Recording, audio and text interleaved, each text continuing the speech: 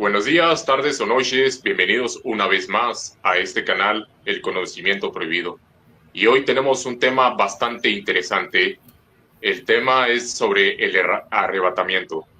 Anteriormente habíamos hablado acerca sobre el infierno, sobre el anticristo, y ahora vamos a hablar de este interesante tema con Israel Suárez. Bienvenido Israel Suárez a esta noche, a este live, a este tema tan importante que debemos de tomar, ya que ciertos grupos religiosos, ¿verdad? Malinterpretan algunos pasajes, ciertas denominaciones cristianas, creen en una y creen en otra, y siempre hay una discusión entre grupos religiosos. Adelante. Muchas gracias, Marcos. ¿Cómo me oyes? Perfecto, perfecto. Ok, muy bien. Pues mira, muchas gracias por tu invitación. Vamos a hablar sobre este tema que es importante. Y aquí tengo esta diapositiva. Además de que el tema del arrebatamiento siempre ha sido un tema importante, sin embargo, en los últimos días ha habido muchos sucesos en donde ahorita si tú te metes a Facebook o redes sociales, ahorita es el tema que todos traen en la boca, ¿sí? Es el tema del día, pero vamos a ver este tema porque, como tú dijiste, hay mucha desinformación y muchas malas interpretaciones sobre este tema. Bueno, vamos comenzando.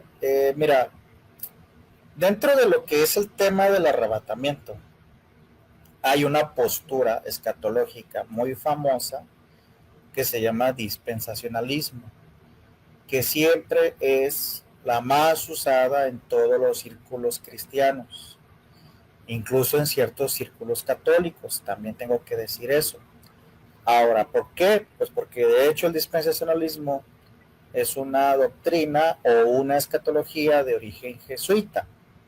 Es un sistema teológico que ha sido usado mayormente en el cristianismo, que afirma que Dios emplea o ha empleado diferentes modos de administración en el tiempo, según su voluntad y su gracia, y que ha usado estos diferentes periodos en los diferentes tiempos de la historia humana. Eso es lo que enseña el dispensacionalismo. Pero la pregunta es, ¿cómo surgió este tema del dispensacionalismo? Y aquí tengo 4 personajes que, comenzando con este que se llama Francisco Rivera.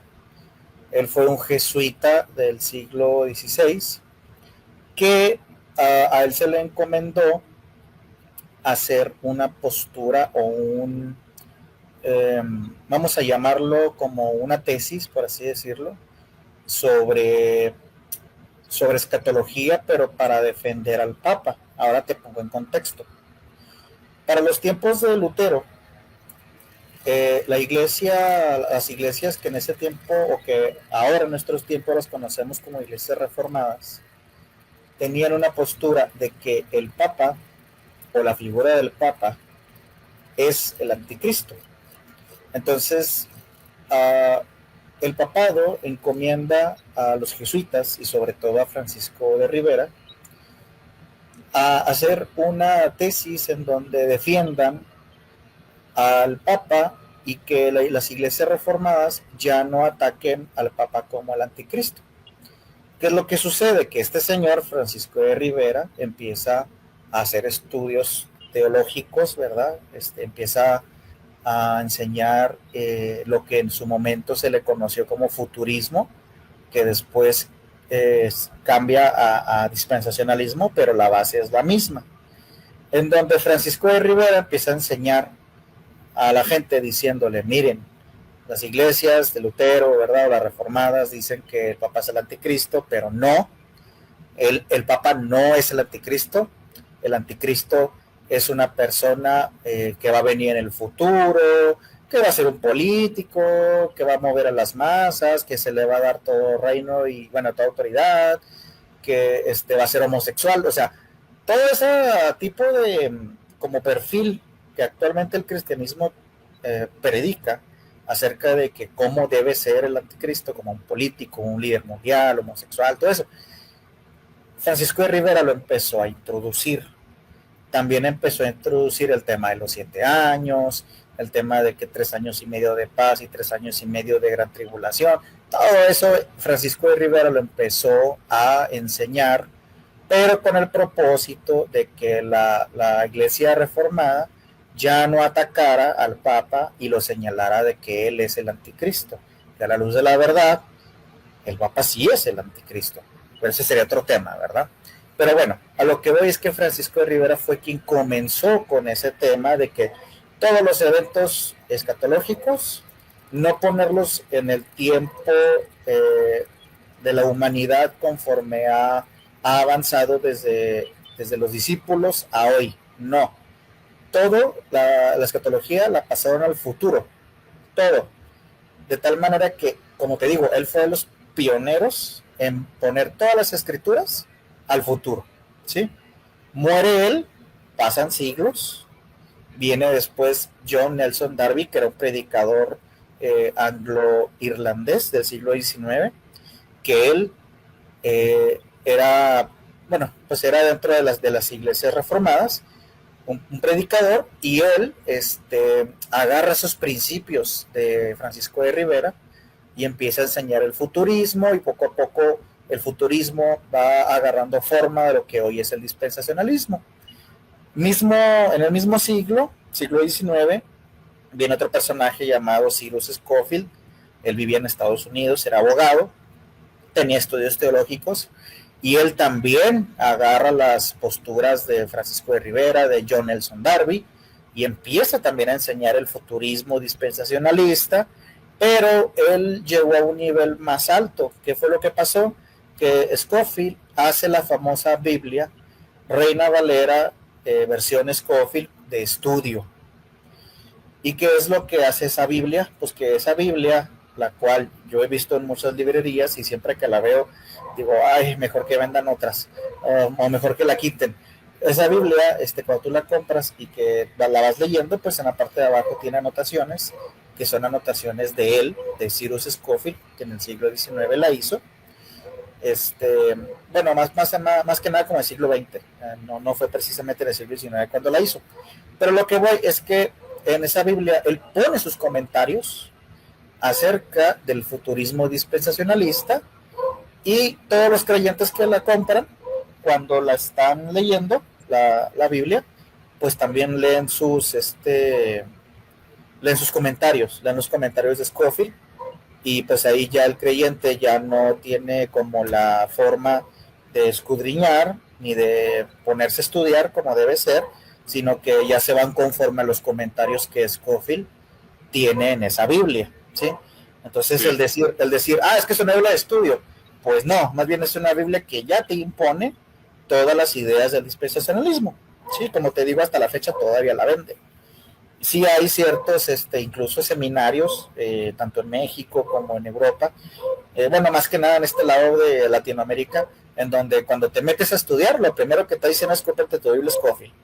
Entonces, si te dicen que te compres una Biblia Scofield, significa que te van a enseñar dispensacionalismo, sí o sí, ¿verdad? Y lo que diga Scofield, eso es ley. Entonces, ese es el problema con esa Biblia. Y por último, Tim LaHaye, un pastor de Estados Unidos del siglo XX, él hizo muy famoso ciertas novelas, que esas novelas después se convirtieron en estas 3 películas, ¿sí? Aquí en pantalla te estoy poniendo 3 películas que fueron famosas en su tiempo, porque hacían todo el tema del arrebatamiento, ¿verdad? Y por cierto, disculpa que te interrumpa, por cierto, es un famoso TV evangelística, ¿no? Teleevangelística. Sí. Fue famoso ese pastor Tim LaHaye por salir a la tele y tener así como ciertos programas en donde él hablaba de estos temas, muy arraigado al tema del arrebatamiento, pero desde el punto de vista dispensacionalista. Le digo, hizo varias obras, varias literaturas, y de esas literaturas hizo esas películas, ¿sí? La más famosa es la primera, la de Dejados Atrás, la segunda es la del Rapto, y la tercera la del Remanente. Bueno, la del Remanente no estoy seguro si es de Tim LaHaye, pero prácticamente es la misma, ¿sí?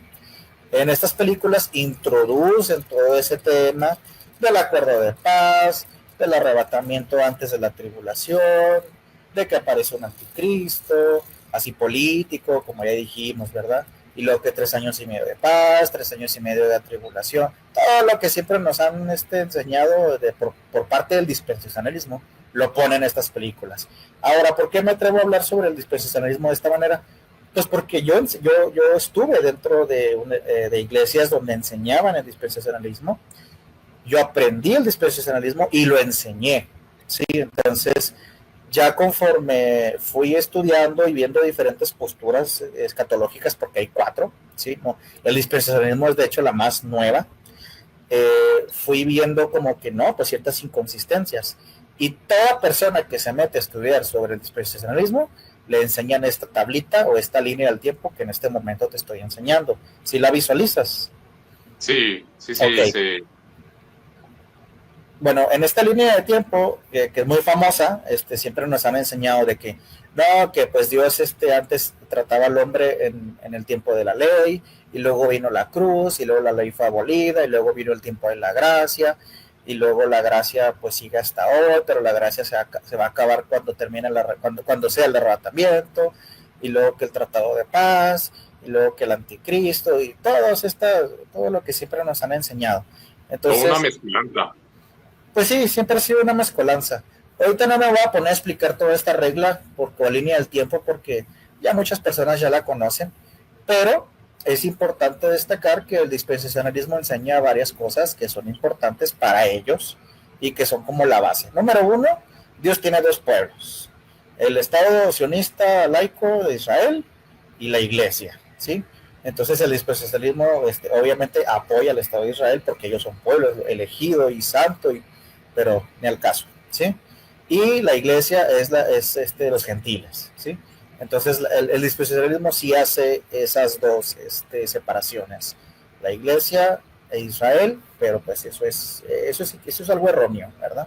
Eso es igual otro tema sería ese, ¿verdad? Pero algo más que enseña el dispensacionalismo es el hecho de que dividen también el tema del arrebatamiento y la segunda venida, porque la primera venida de nuestro Señor, el Mesías Yeshua, pues fue cuando Él vino a morir por nosotros, y la segunda venida es cuando Él va a venir a arrebatar a su iglesia, a los creyentes, y también en ese mismo momento se instalaron en Nueva Jerusalén. Pero el dispensacionalismo ha hecho una separación. Ellos dicen que una cosa muy diferente es el arrebatamiento y otra cosa diferente es la segunda venida. Y yo Disculpa que te interrumpa. Nos vas a explicar a detalle los tipos.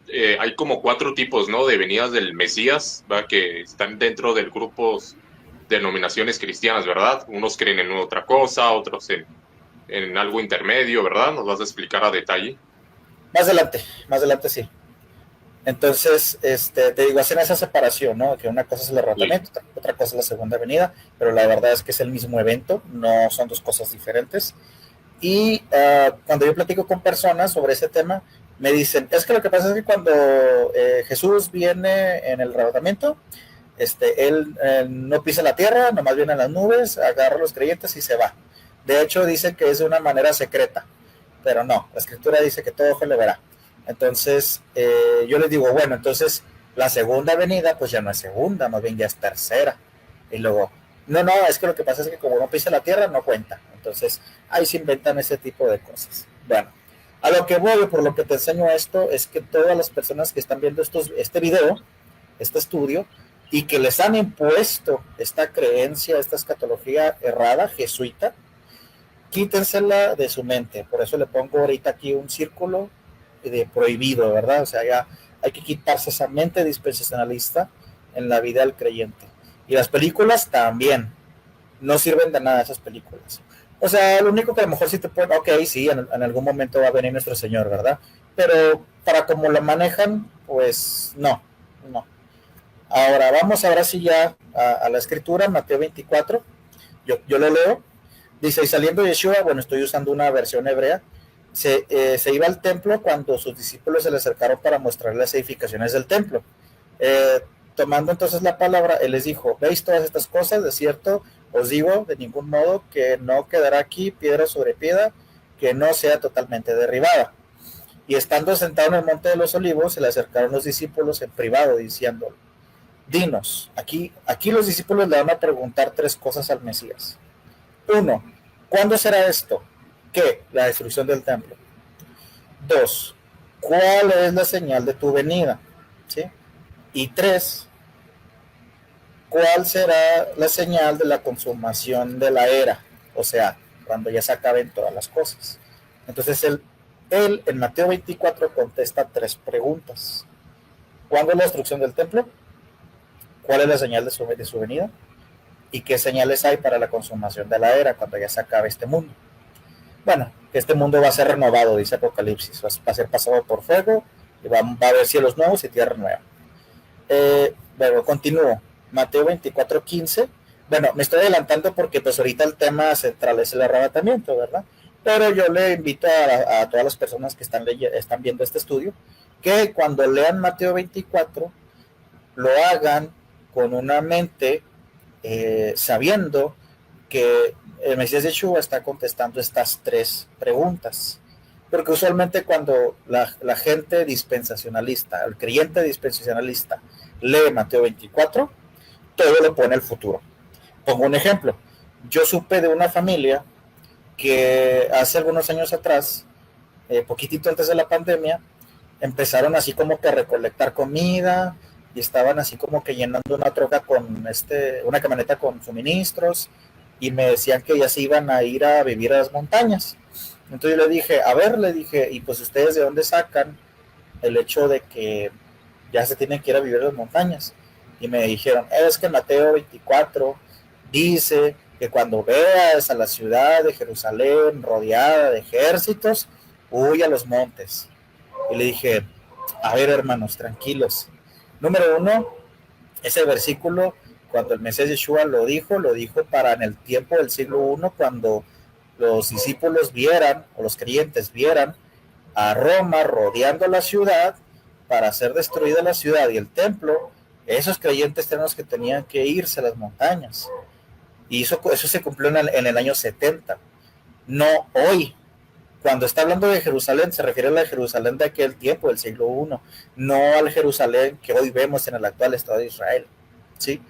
Entonces, por eso te digo, cuando una persona lee Mateo 24, tiene que irlo viendo conforme a las respuestas que el Mesías da, porque él contesta 3 preguntas. Y te digo, el error de todos los creyentes dispensacionalistas es mandarlo todo al futuro.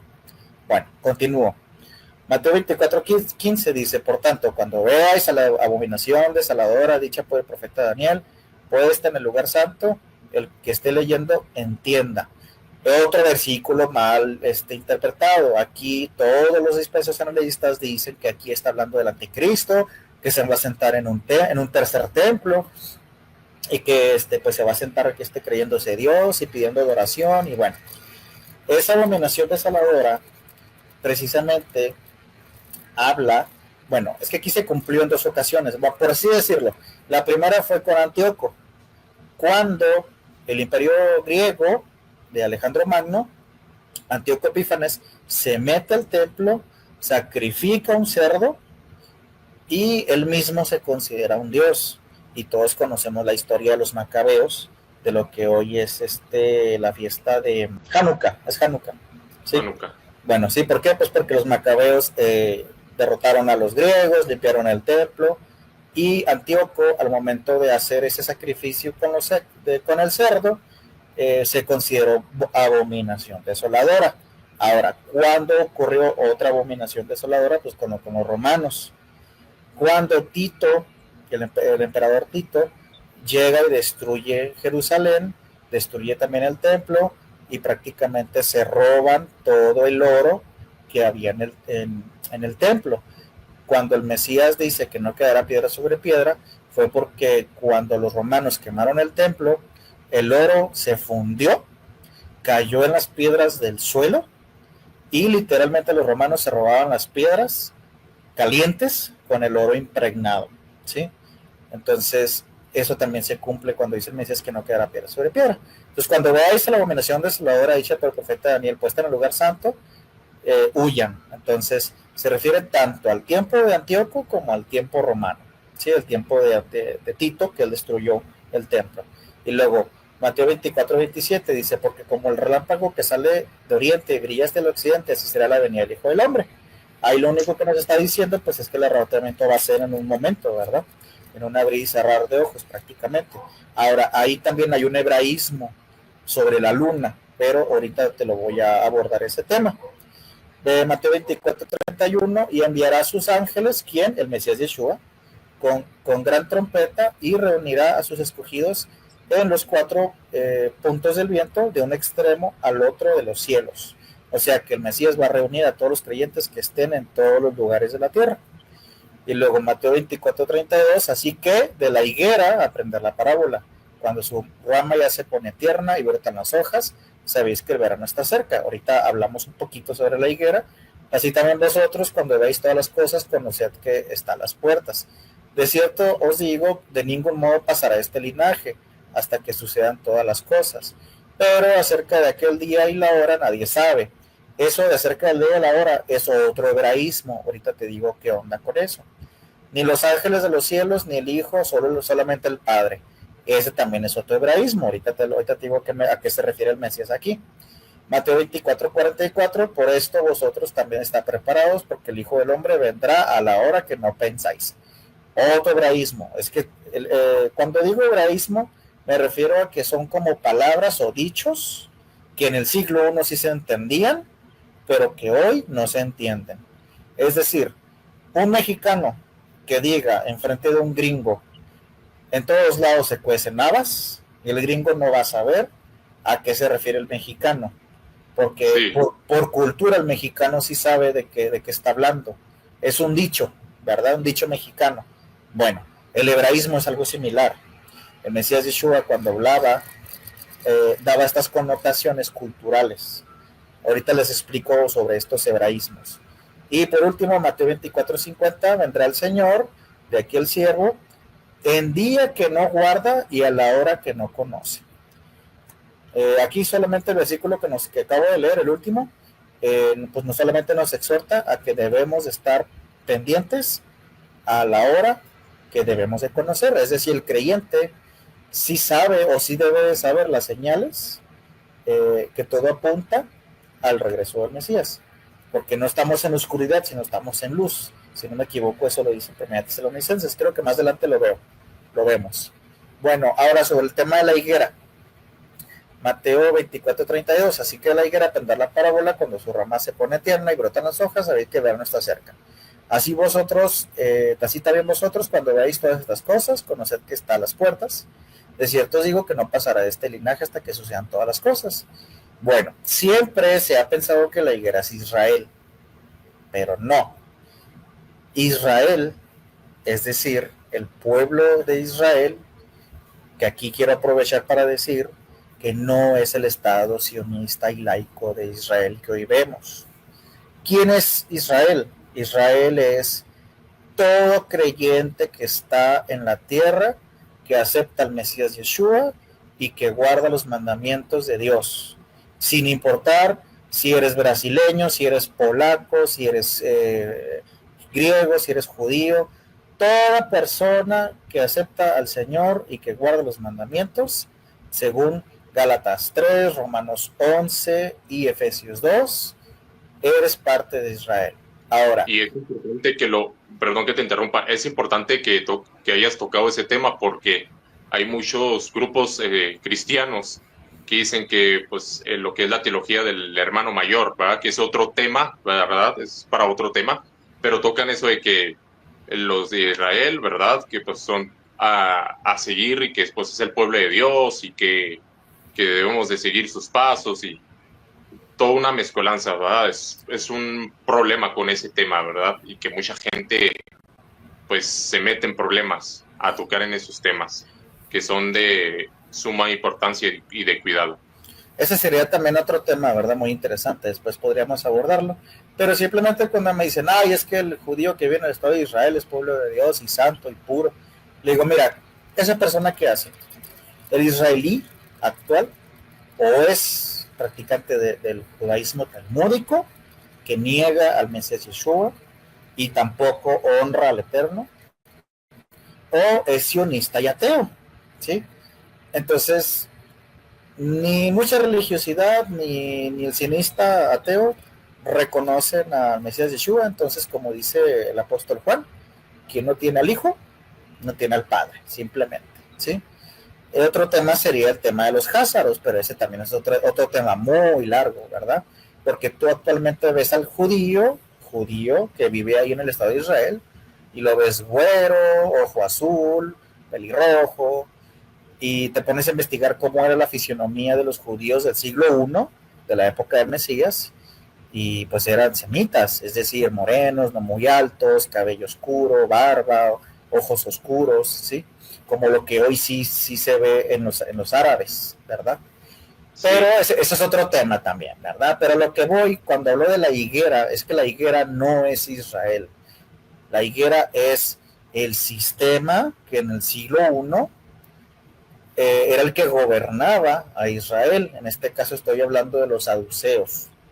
Los saduceos eran los que gobernaban Jerusalén y estaban coludidos con Roma y no aceptaron al Mesías Yeshua, lo vieron como algo peligroso, iban a perder su posición política por culpa del Mesías.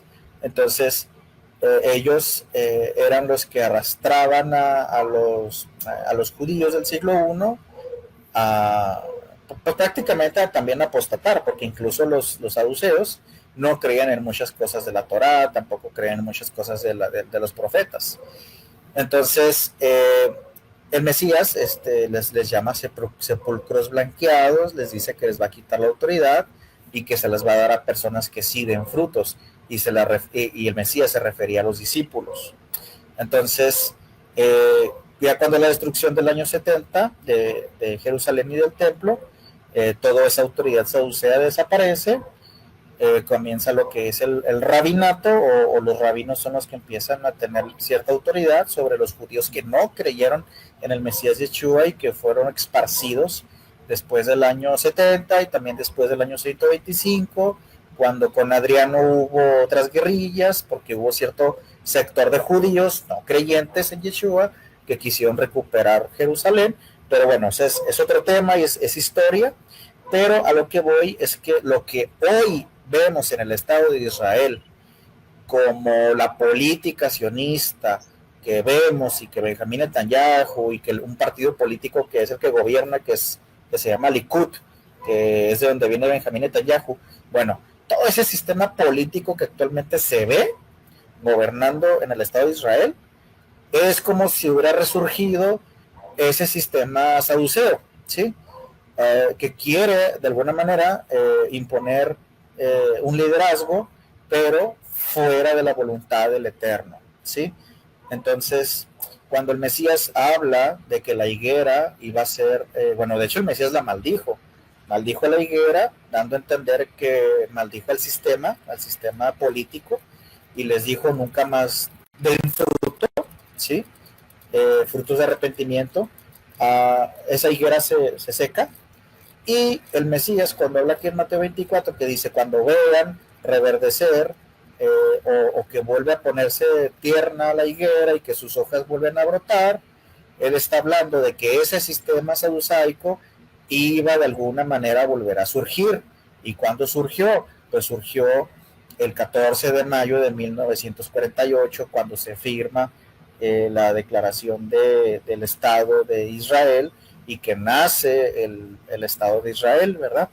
Entonces nace de una manera laica, atea y sionista, de tal manera que, como dice el Mesías Yeshua, cuando vean que la higuera vuelve a reverdecer y que sus hojas brotan, fíjate, hojas, no frutos, hojas.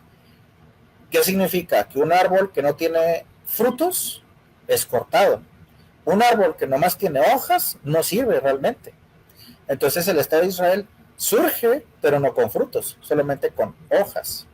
Ahora, cuando dice: de cierto modo no pasará este linaje, bueno, es porque siempre se ha considerado que después de que apareció el Estado de Israel en 1948, se puede decir que a partir de que surgió la higuera maldita de que reverdeció es el tiempo de como la recta final, por así decirlo, porque la escritura también enseña que el hombre solamente vive 70 años y los más robustos 80. Entonces, el Estado de Israel ahorita, si no me equivoco, la escritura como dice que el hombre vive 70 y los más robustos 80, incluso hay un salmo que habla de 120 años. Entonces, cuando dice que no pasará de este linaje, pues hay que entender que realmente personas como tú y yo vamos a observar estos últimos, estos eventos, ¿verdad? Posterior a que nació el Estado de Israel. Ahora, muchas personas siempre han dicho, es que el Estado de Israel fue un milagro de Dios y que no sé qué, y que no. O sea, el Estado de Israel fue hecho y creado por voluntad humana, política y financiada por las familias más millonarias del mundo, que son 13, como los Rothschild, los Rockefeller, los Astor, entre otros, y que en su mayoría son judías, ¿sí? Y había un interés, hay un interés, ¿verdad? Bueno, a lo que voy, o lo que quiero terminar con este tema de la higuera, es que el Mesías dijo, cuando ustedes vean que surja la higuera, significa que el verano está cerca, es decir, su regreso, ¿sí? Ahora, las fiestas, rápidamente te las digo, son 7, están en Levítico 23. A todas las personas yo les digo, las fiestas son importantes porque apuntan al Mesías y el Mesías las va a cumplir y son proféticas. La primera, Pascua, es cuando el Mesías murió. La segunda, Pan sin levadura, es cuando el Mesías estuvo sepultado. Primeros frutos, es la tercera fiesta, es cuando el Mesías resucitó. Pablo dice que el Mesías es el primero de los... es la primicia de los muertos, o sea, él es el primero de los frutos de los muertos, porque resucitó. La cuarta fiesta, Pentecostés, es cuando vino el Espíritu del Eterno, que el Espíritu Santo no es más que el Espíritu del Eterno mismo, ¿sí? No es una tercera persona y todo este aspecto trinitario. El Eterno manda su Espíritu. Quinta fiesta, la fiesta de las trompetas, o Yom Teruah, es cuando el Mesías va a venir, ¿sí? De esta fiesta nos vamos a centrar ahorita. La sexta fiesta es la del día de la expiación, o Yom Kippur, que es cuando el Eterno va a hacer juicio a las naciones, lo que Apocalipsis señala como el juicio del trono blanco. Y por último, Tabernáculos, o Sukkot, es la séptima fiesta y es cuando la Nueva Jerusalén baja y se instala en la tierra va a estar renovada y vienen las bodas del Cordero. Entonces, estas 7 fiestas, como estamos viendo, ya se cumplieron 4, el Mesías ya cumplió 4, faltan 3. Hay personas que dicen, es que eso no es cierto, eso no, de las 3 fiestas no se van a cumplir. Pues discúlpame, pero ya se cumplió en 4 y el Mesías las cumplió de manera cabal. Entonces no tendría sentido que no las cumpliera, si ya cumplió 4. Ahora, rápidamente, la luna. El calendario bíblico es conforme a la luna. El primer día de cada mes del calendario bíblico inicia cuando la luna da la primera señal de luz, cuando se nota apenas la primera uñita, así la primera estela de luz. Científicamente se considera que la luna nueva, porque la Biblia sí menciona la luna nueva, científicamente se considera que la luna nueva es cuando la luna está oscura. Pero en la cultura hebrea, la luna nueva o luna renovada es cuando da la primera señal de luz, no cuando está oscura. Ahora, cuando es la fiesta de la Pascua, la luna siempre está llena. También está llena cuando es la fiesta de Sukkot. Cuando la luna está totalmente llena, estamos entre el día 14 y 15 aproximadamente. Cuando es Pentecostés, la luna está más o menos de esta manera. No sé si la alcanzas a visualizar, se me hace que la moví. Sí, aquí está. Está como casi mitad de mitad, casi. Ahora, cuando es el día séptimo, o que inicia el mes séptimo, la luna de igual manera nomás está mostrando la primera uñita de luz. Cuando es Yom Kippur, el día 10 del mes 7, la luna está más o menos así como la estoy mostrando aquí con el ratón. Y como ya comenté, cuando es Sukkot, la luna también está llena totalmente, está al 100% de iluminación. Entonces es importante saber eso. Ahora, rápidamente vamos a dar un repasito sobre el shofar. ¿Por qué un repasito? Pues porque el Mesías va a venir tocando la trompeta o el shofar cuando él venga. Entonces en números 10:2 dice, el Eterno dando órdenes.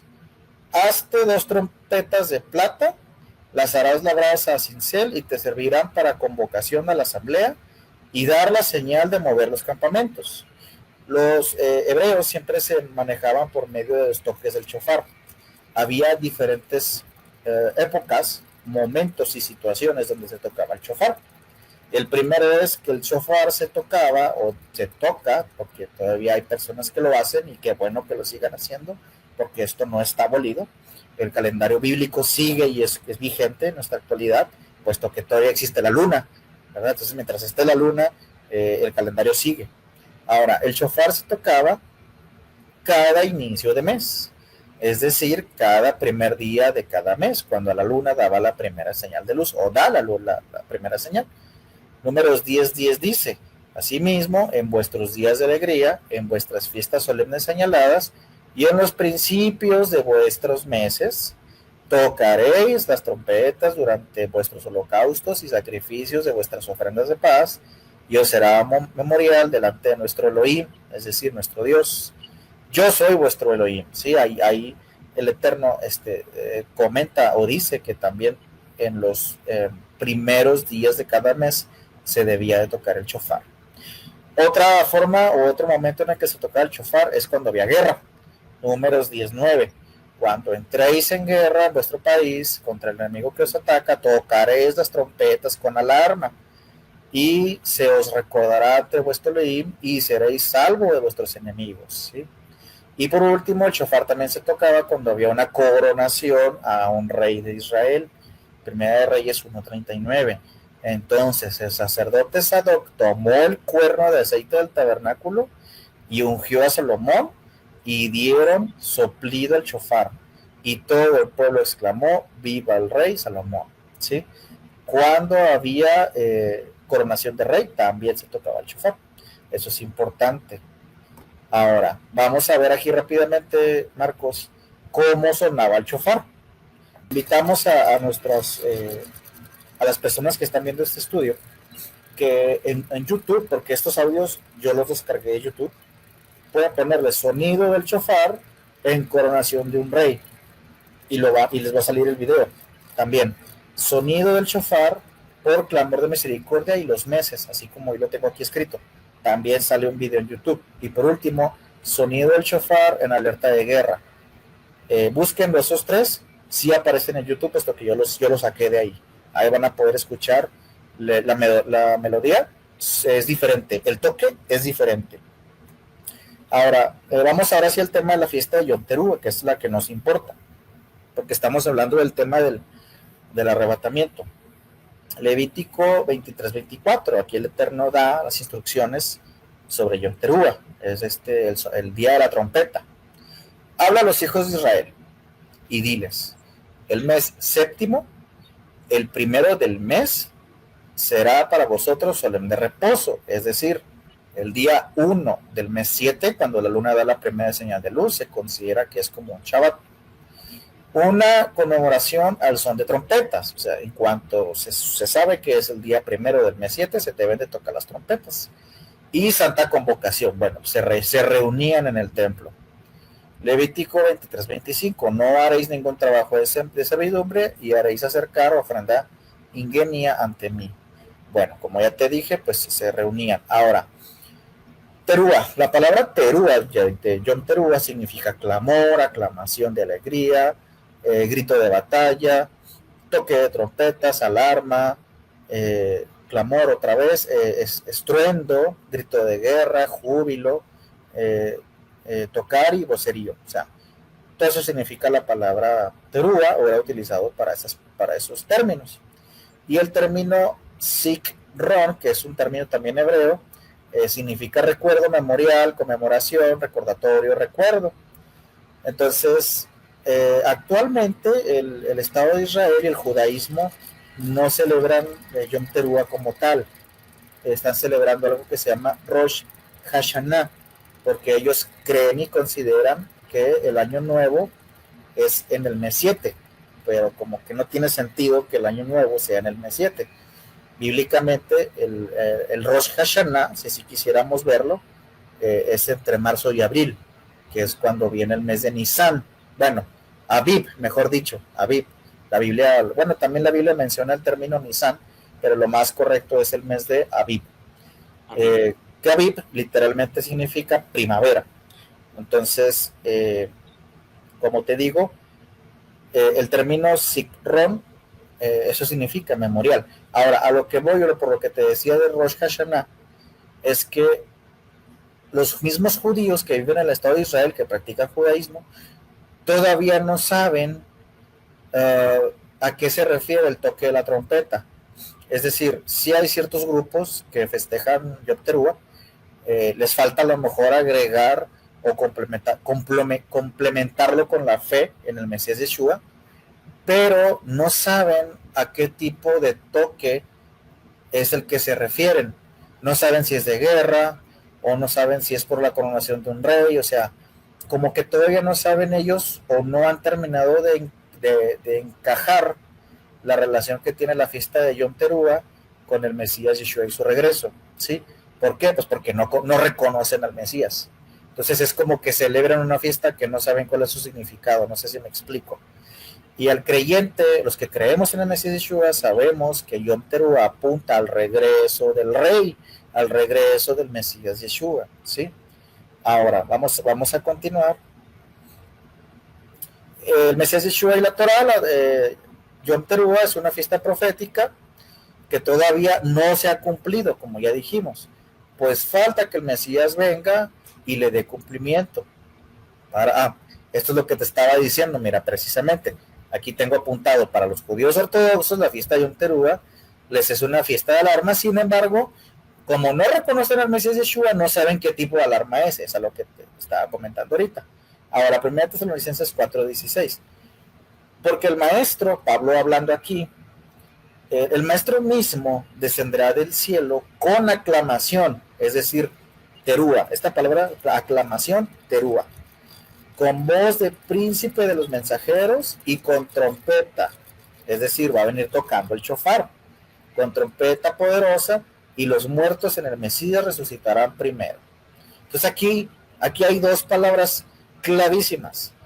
Él vendrá en aclamación, con aclamación, o sea, Teruah, y vendrá tocando la trompeta o el shofar. Y cuando se toca la trompeta y el shofar, bueno, es lo mismo, ¿eh? Cuando se toca el shofar, pues ya vimos cuándo, pero la fiesta principal es Yom Teruah, ¿sí? Entonces es lógico que él venga en Yom Teruah, porque él tiene que cumplir las fiestas. Ahora, Mateo 24:30, entonces aparecerá en el cielo la señal del Hijo del Hombre, y todas las tribus de la tierra se lamentarán, y verán al Hijo del Hombre venir sobre las nubes del cielo con poder y gran gloria. Está hablando del mismo suceso. Mateo 24:31, enviará a sus ángeles con trompeta, ¿sí? Otra vez, Teruah. Y reunirá a sus escogidos de los cuatro vientos, de un extremo al otro de los cielos. Y luego aquí dice Pablo, 1 Corintios 15:51, he aquí os digo un misterio, no todos dormiremos, pero todos seremos transformados. Ahora sí, vamos a ver sobre los hebraísmos que hay cuando el Mesías Yeshua habla sobre la fiesta de Yom Teruah y cuando habla sobre su regreso. Mateo 24:27, porque como el relámpago sale de oriente y brilla hasta el occidente, así será la venida del Hijo del Hombre. Este es un hebraísmo.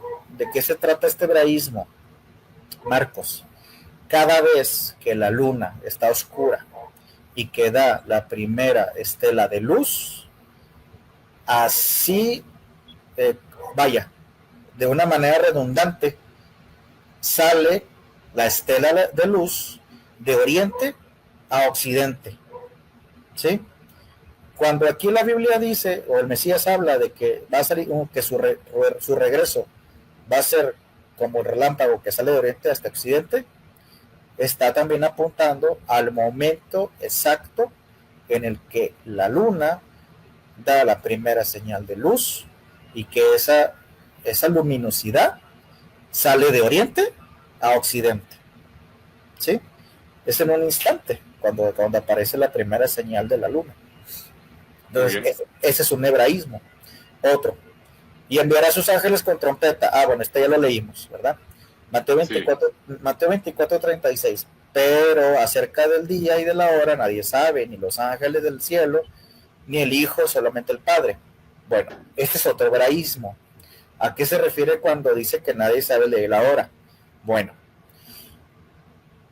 cada vez que la luna está oscura, por ejemplo en el siglo I, cada vez que la luna estaba oscura, los judíos tenían que estar al pendiente de la luna, velando, esperando a que la luna dé la primera señal de luz. ¿Por qué? Porque nadie sabe el día y la hora en que la luna va a dar la primera señal de luz. El calendario bíblico, no el judío, el bíblico, porque el actual Estado de Israel usa otro calendario. El calendario bíblico tiene 28 o 29 días. Entonces, había situaciones en las que los judíos estaban en torres, teniendo su vista al cielo, esperando a que la luna oscura diera la señal de luz. Estaban de noche y de madrugada esperando que la luna diera la señal de luz, y con el shofar en la mano, para en cuanto vieran la señal de la luna, tocaran el shofar, ¿sí? Ahora, ¿qué pasaba? Pues que había situaciones en las que los judíos que estaban ahí al pendiente de la luna, había madrugadas donde no aparecía la señal. ¿Y qué tenía que hacer? Esperar a que amaneciera y de plano decir, ¿sabes qué? No hubo una señal de la luna esta noche. Hay que esperar a la otra noche, ¿sí? Entonces, ya cuando se venía esa noche, la siguiente, con mayor razón estaban más ocupados en estar al pendiente y en estar velando para esperar la señal de la luna, porque vuelve lo mismo, nadie sabía el día y la hora en el que la luna iba a aparecer, y cuando ya aparecía, tocaban el shofar, y toda la gente que estaba en Jerusalén ya decía, ya sonó el shofar, ya apareció la luna, ¿sí? Entonces, vuelvo lo mismo, nadie sabía el día y la hora cuando la luna va a dar la señal de luz. Yo que actualmente todavía, me refiero a que he estudiado la escritura y ya conozco el calendario y ya volteo yo a ver la luna, cuando está oscura, yo sé que hay que estar esperando, ahora sí que como dice el versículo, velando y orando, ¿sí? Para que aparezca la señal de la luna y poder llevar el conteo de los meses. Ahora vamos a otro hebraísmo, porque vosotros también están preparados, porque el Hijo del Hombre vendrá a la hora que no pensáis. De hecho es lo mismo, cuando dice vendrá a la hora que no pensáis, es porque su venida, el arrebatamiento, está enlazado a Yom Teruah, está enlazado a la luna, está enlazado al momento en el que inicia la fiesta.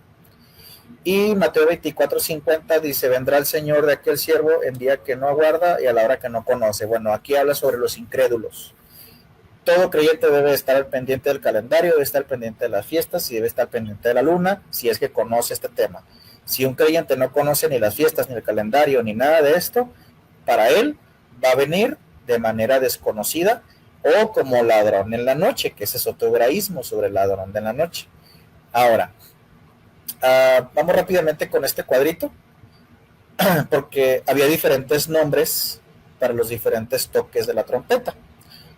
Como ya vimos, la trompeta también se tocaba en otras situaciones, y por ejemplo en Shavuot, que era la fiesta de Pentecostés, el shofar también se tocaba, y a ese shofar se le llamaba la primera trompeta o el primer shofar. En Yom Teruah también se toca la trompeta, ¿verdad? Pues es el día de la trompeta, y a ese toque se le llamaba o se le conoce como la trompeta final. ¿No te suena cuando Pablo dice que a la final trompeta es cuando regresará el Mesías? Bueno, pues ahí se refiere a eso.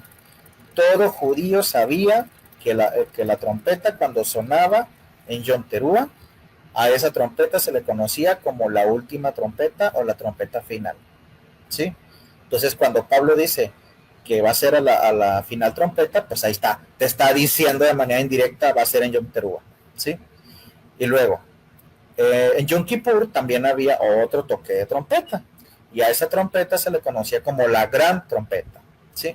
Entonces, en estas tres fiestas, la trompeta tenía tres nombres: la primera trompeta, la trompeta final y la gran trompeta.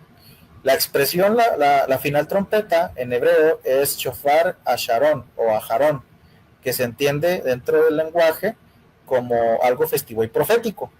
Entonces vuelvo lo mismo, Yom Teruah es una fiesta que es profética, que todavía no se ha cumplido y el Mesías la va a cumplir cuando Él venga. Ahora, sucesos antes de que el Mesías regrese son muy evidentes, todo apunta a la luna en sangre y a eclipses de sol. Joel 2:31, el sol se convertirá en tinieblas y la luna en sangre antes del día del Eterno, grande y temible. Mateo 24:29, e inmediatamente después de la tribulación de aquellos días, el sol se oscurecerá y la luna no dará su resplandor, las estrellas caerán de los cielos y las potencias de los cielos serán conmovidas. Marcos 13:24, en aquellos días después de la tribulación, el sol se oscurecerá y la luna no dará su resplandor. Lucas 21:25, y habrá señales en el sol, en la luna y las estrellas, y sobre la tierra la angustia de las gentes en desespero ante el bramido del mar y el oleaje. Y Hechos 2:20, el sol se convertirá en tinieblas y la luna en sangre, antes de que venga el día grande y glorioso del Señor, ¿sí? Entonces, el día del Eterno o el día terrible del cual el profeta Joel habla, y también otros versículos sobre el día temible, es cuando el Mesías Yeshua va a venir. Por eso no podemos decir que el arrebatamiento y la segunda venida son eventos diferentes. Es el mismo evento, ¿sí? Es el mismo suceso. Entonces, actualmente ya se ha visto de una manera más frecuente en los últimos años la luna roja y los eclipses de sol. Estos últimos años ha sido más frecuente estos eclipses. Entonces son señales de que está pronta la venida del Mesías Yeshua. Ahora, otro hebraísmo que también lo mencioné ahorita, el ladrón en la noche. Primera de Tesalonicenses 5:1. Pero acerca de los tiempos y de los tiempos señalados, aquí está hablando Pablo, entre paréntesis, la palabra para tiempos en hebreo es muedim, que muedim también apunta a las fiestas. Sí. Dice, hermanos, no tenéis necesidad de que os escriba. ¿Por qué Pablo dice eso? Porque la iglesia del siglo I, los creyentes del siglo I, conocían las fiestas, conocían el calendario. Por eso Pablo les dice, acerca de los tiempos y de los tiempos señalados, es decir, de las fiestas, no es necesario que yo os escriba, porque los creyentes conocían todo ese tema. Y luego dice, 1 Tesalonicenses 5:2, porque vosotros sabéis exactamente, el día del Señor viene como un ladrón en la noche. Ahora, cuando dice como un ladrón en la noche, es porque aquellas personas que no llevaban el conteo sobre las fiestas, sobre el calendario, cuando menos pensaban que escuchaban el shofar, cada mes decían, caray, ya comenzó el mes tercero o el mes cuarto.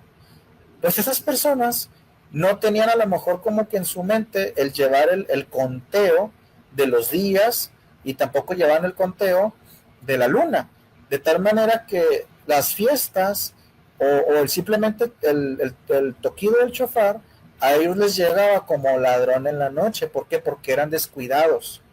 Entonces el término ladrón en la noche es cuando una persona le vienen sucesos a su vida de una manera descuidada y que no está ni velando ni orando. ¿Sí me explico?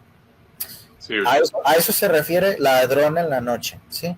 Ahora, Primera de Tesalonicenses 5:3, cuando digan paz y seguridad, entonces como el dolor a la que está en parto, vendrán sobre ellos destrucción repentina y no escaparán de ningún modo. Este es otro versículo mal aplicado, mal entendido, pero ahorita voy a hablar de él más adelante.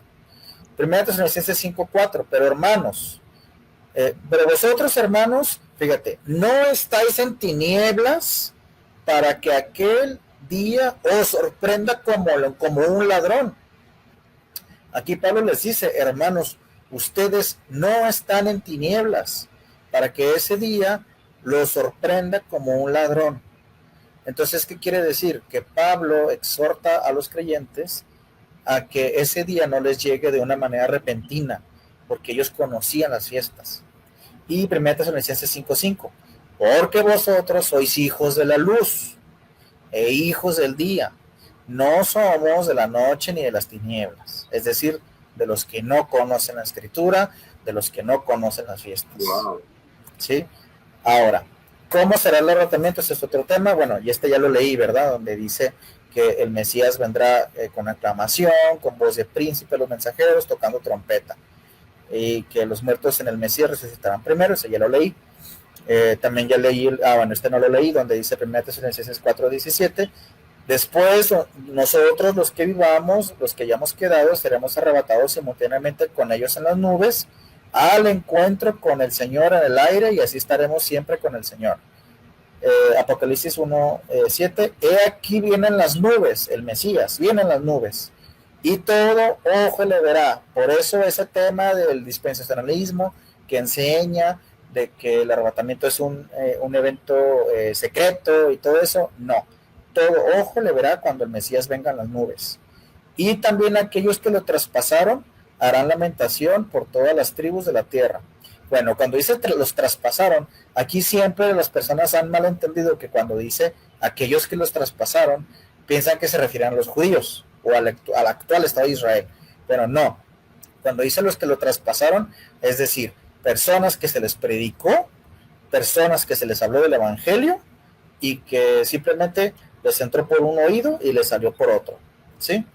Ahora, Apocalipsis 19:11, y vi el cielo abierto, y aquí un caballo blanco, y el que lo monta es fiel y verdadero, y con justicia juzga y guerrea. Apocalipsis 19:12, sus ojos como llama de fuego, muchas diademas en su cabeza, donde tiene un nombre escrito en el cual nadie conoce sino él mismo. Está vestido de ropas empapadas de sangre, y en su nombre el verbo del Eterno, o el verbo de Elohim. Y los ejércitos celestiales vestidos de lino fino, blanco y limpio, los seguían en caballos blancos. De su boca sale una espada aguda para herir con ella a todas las naciones, y las pastoreará con vara de hierro. Él pisará el lagar del vino del furor a la ira de Elohim Todopoderoso, y en su vestidura y en su muslo tiene un nombre, Rey de Reyes, Señor de Señores.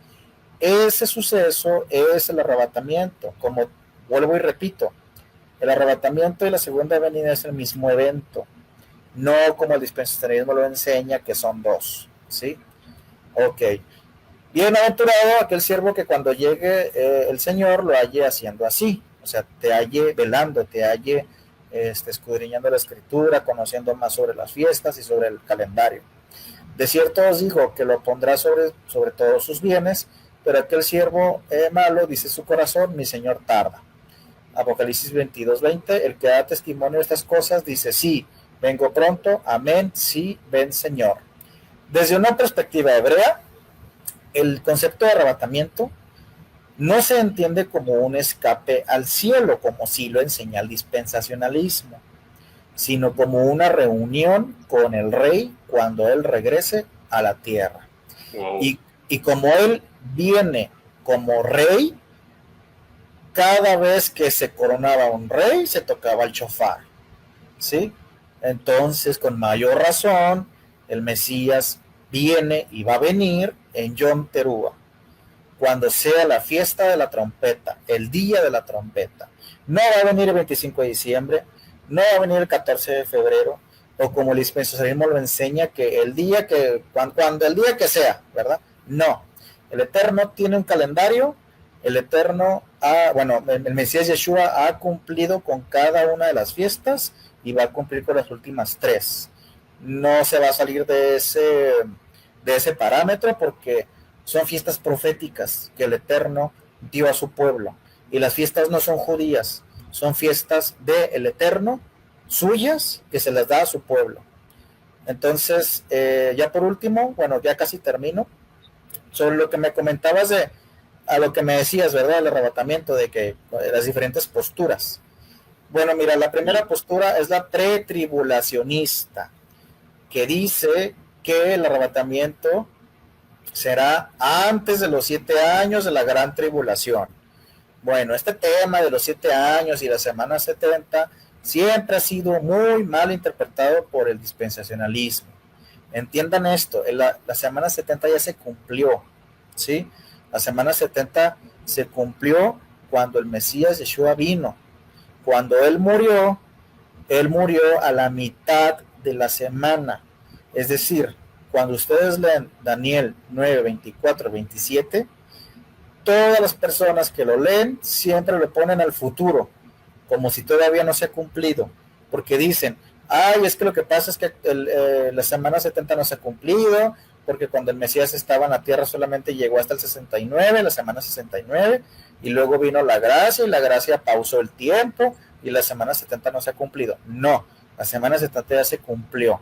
Lean bien Daniel 9, 24 y al 27, y no lo interpreten con los lentes dispensacionalistas, interprételo en base a la obra que hizo el Mesías Yeshua cuando vino, porque siempre hay un versículo que dice, y confirmar el pacto con muchos.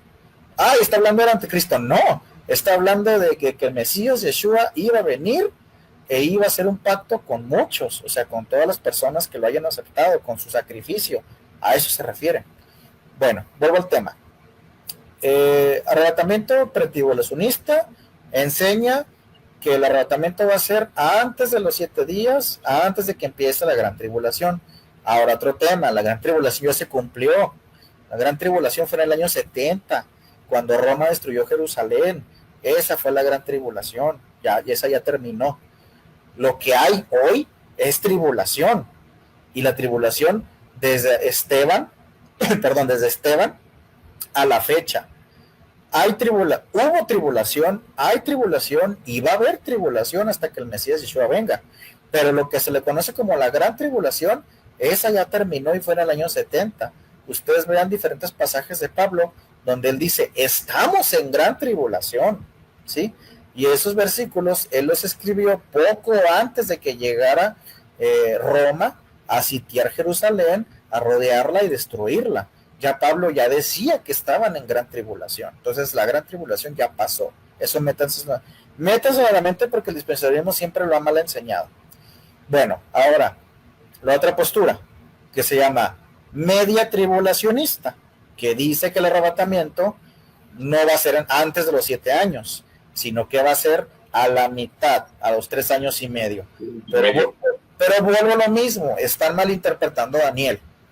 Ahora, arrebatamiento post-tribulacionista, que dicen que el arrebatamiento va a ser al final de la tribulación.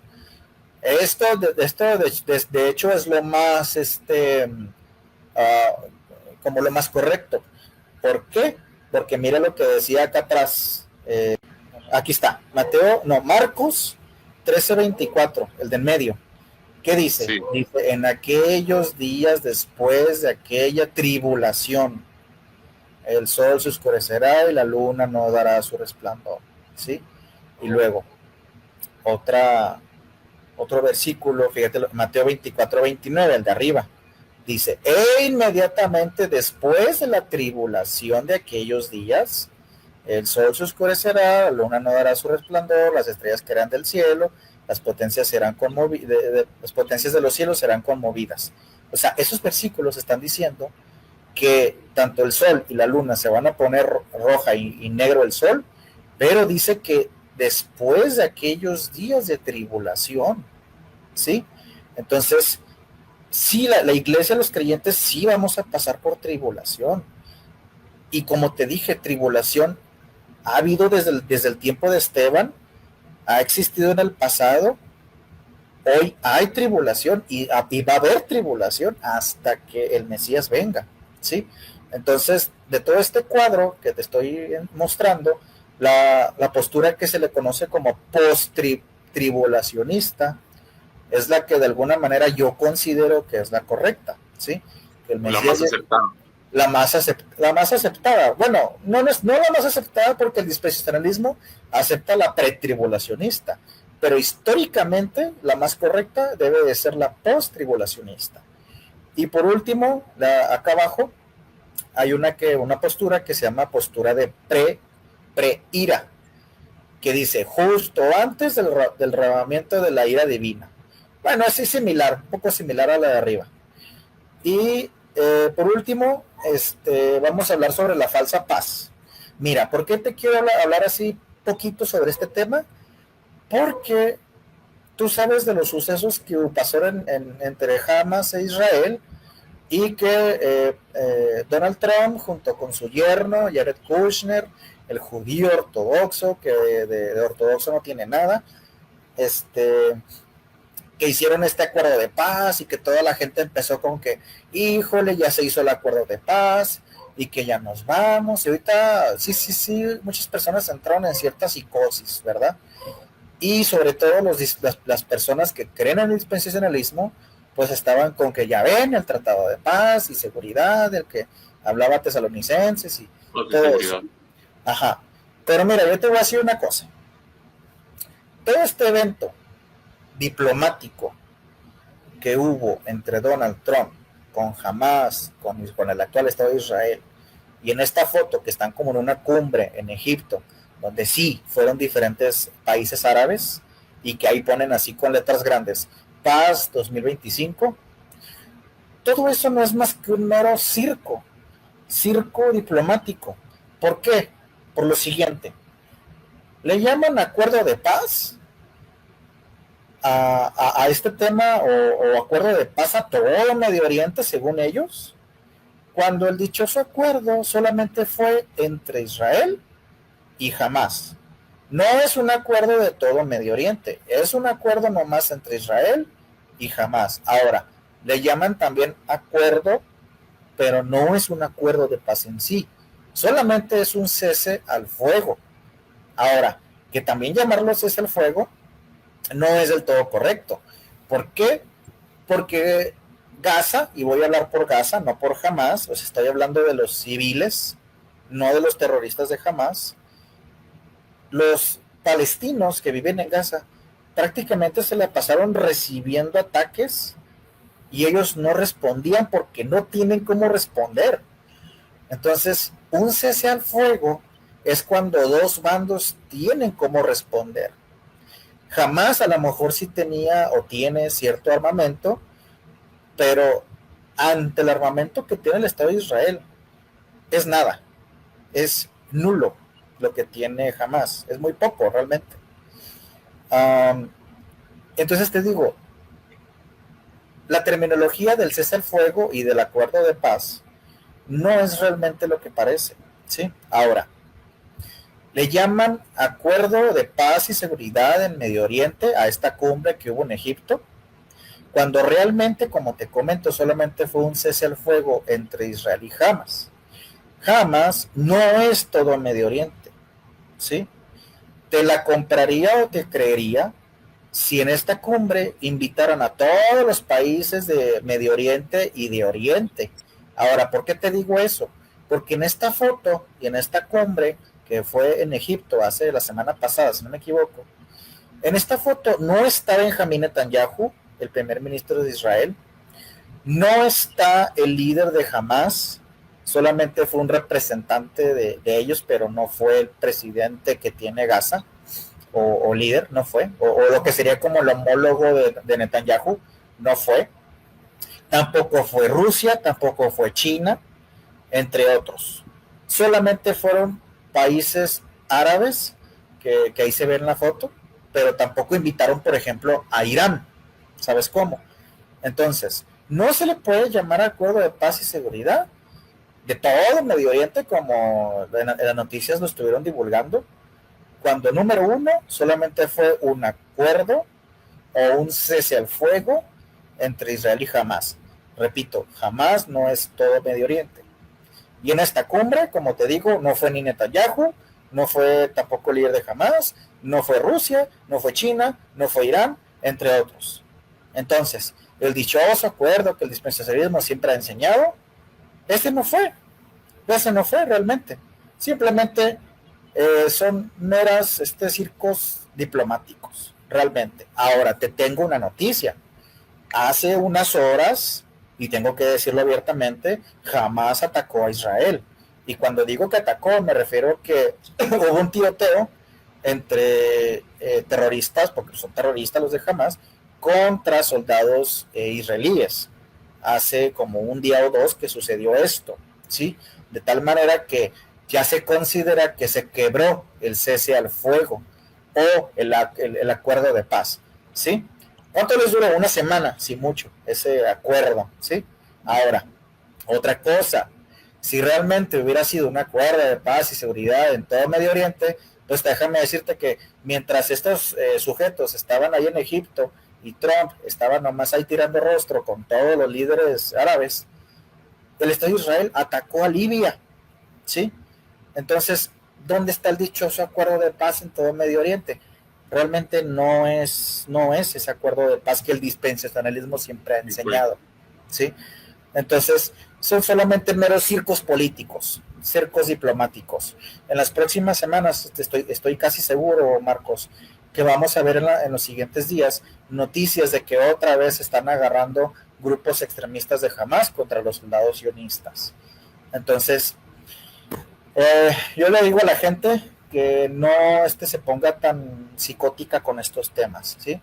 Y que pues se pongan a escudriñar la escritura, porque como te digo, siempre malinterpretan los textos tanto de Daniel como de Tesalonicenses. Y pues yo creo que por mi parte por mi parte es todo, Marcos. No sé si tengas alguna duda o alguna cuestión sobre este estudio que ya terminamos, pero pues en resumidas cuentas, como le comento aquí al público de tu canal, el Mesías Yeshua va a venir, claro, ¿sí? Pronto, ¿verdad? Como dice, pronto, pero aún no, pero ya las señales son inminentes, las señales que están sucediendo ya claro, las señales son claras. Mira, no conocemos a lo mejor, como dice la escritura, no conocemos el año en el que el Mesías vaya a venir, pero sí conocemos la fiesta, ¿sí? Y como dice Tesalonicenses, que decía acá atrás, rápidamente te lo vuelvo a leer, que dice, vosotros hermanos, no estáis en tinieblas para que aquel día os sorprenda como un ladrón, porque vosotros sois hijos de la luz e hijos del día. No somos de la noche ni de las tinieblas. Y como dice en el versículo de arriba, el 1 Tesalonicenses 5:1, hermanos, pero de los tiempos y de los tiempos señalados no es necesario que se escriba. Vuelvo a lo mismo, los creyentes del siglo I conocían las fiestas, conocían el calendario y conocían todo el tema acerca de las fases de la luna y de los tiempos señalados. Entonces, no somos hijos de la oscuridad para que ese día nos tome como sorpresa. A los que sí los va a tomar como sorpresa es aquella persona que dice, ay, la ley está abolida, los mandamientos están abolidos, las fiestas no sirven de nada. Entonces están esperando un Mesías hasta cierto punto muy diferente al Mesías Yeshua, ¿verdad? Tienen otra perspectiva sobre el Mesías y están esperando que venga, no sé, el 15 de septiembre, el 15 de febrero, el 28 de agosto, en julio. O sea, no, el Mesías Yeshua va a venir conforme a las fiestas del Eterno, y como ya vimos, cuando se toca el shofar, pues en diferentes momentos, pero ¿cuál es uno de los días más importantes donde se tocaba el shofar o se toca el shofar? Pues en Yom Teruah. ¿Y por qué Yom Teruah? Pues porque es el día de la trompeta. Y el Mesías va a venir tocando ¿qué? La trompeta, ¿sí? Entonces, toda puta que es en Yom Teruah. Muy amable, muchas gracias Israel por habernos compartido este tema interesante. Ahorita lo que se estaba viendo ahorita en estos tiempos es importante que hayas tocado ese tema. Muchas gracias. ¿Nos puedes dejar tus redes sociales, tu canal de YouTube para que más gente conozca de estos temas? Tú también te dedicas a estos estudios también, tienes en tu canal donde tienes acerca sobre el infierno, sobre el anticristo y otros temas sobre el Talmud y otros temas que son importantísimos para que la gente aprenda de estas cosas, ¿verdad? ¿Cuáles son tus redes sociales, por favor? Sí, mira, tengo dos. Uno es Caminando con el Mesías y el otro es el de Apologética Netzarita. Ahí sí les recomiendo que entren a mis canales, porque pues sí tengo temas que van enlazados a esto, ¿verdad? Sobre todo uno que tengo acerca de la semana 70 de Daniel, donde yo sí considero que la gente tiene que echarle un vistazo, porque explica que la semana 70, como te comentaba, ya se cumplió, ¿sí? Y mucha gente todavía la sigue esperando. Entonces, pues sí, los invito a que se den una vuelta a mis redes sociales. Bueno, YouTube más que nada, porque Facebook ahorita no lo estoy manejando, solamente YouTube. Igual manera, abajo en la descripción dejaré el link de sus canales para que vayan y corran a ver esos videos porque tiene videos muy interesantes, de verdad, interesantísimos y que su servidor aprendió bastante también. La verdad, Israel es una persona bastante estudiada, ¿verdad? Una persona bastante lista y muchas gracias, de verdad, gracias por haber tomado este espacio conmigo, ¿verdad? Compartir un poco, ¿verdad? De lo mucho que te ha dado el Eterno, ¿verdad? Gracias, Marcos, y pues ya sabes que cualquier cosa aquí estamos para apoyarte en tu canal. Yo también en mi canal de YouTube voy a ponerte el enlace de tu canal. Muchas gracias. Por mi parte sería todo y nos vemos en el siguiente video. Hasta pronto. Muchas gracias.